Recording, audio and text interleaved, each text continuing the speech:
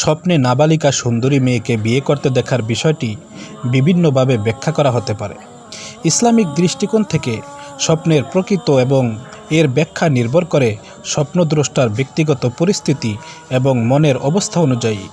তবে এ ধরনের স্বপ্নের ব্যাখ্যা সম্পর্কে কয়েকটি সাধারণ ধারণা হলো এই। নাম্বার 1, ভবিষ্যতের আশা ও ইচ্ছার প্রতিফলন। স্বপ্নে বিয়ে দেখা অনেক সময় ভবিষ্যতের পরিকল্পনা বা আশার প্রতিফলন হতে পারে। নাবালিকা সুন্দরী মেয়ে দেখা এমন হতে পারে যে আপনার মনের মধ্যে কোনো নির্দিষ্ট লক্ষ্য বা কিছুর প্রতিফলন ঘটতে চলছে, যা এখনও পূর্ণতা পায়নি বা পরিপূর্ণভাবে বিকশিত হয়নি।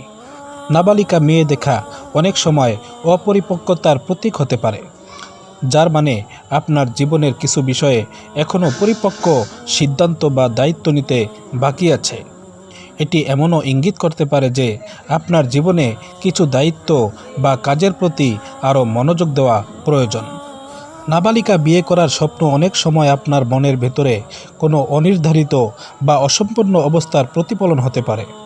এটি এমনও হতে পারে যে আপনি জীবনের কিছু ক্ষেত্রে পরিপূর্ণ সিদ্ধান্ত নিতে দ্বিধাগ্রস্ত বা অসম্পূর্ণ বোধ করছেন। ইসলামী দৃষ্টিকোণ থেকে শয়তান মানুষের স্বপ্নে বিভ্রান্তি সৃষ্টি করার চেষ্টা করে। তাই নাবালিকা মেয়েকে বিয়ে করার মতো কোনো অস্বাভাবিক বা অনৈতিক বিষয় দেখা শয়তানের প্ররোচনা হিসাবেও বিবেচিত হতে পারে। এ ধরনের স্বপ্ন দেখে আল্লাহর কাছে আশ্রয় প্রার্থনা করা উচিত এবং দোয়া করা উচিত যেন আল্লাহ আপনার মনের শান্তি ও বিশুদ্ধতা বজায় রাখেন।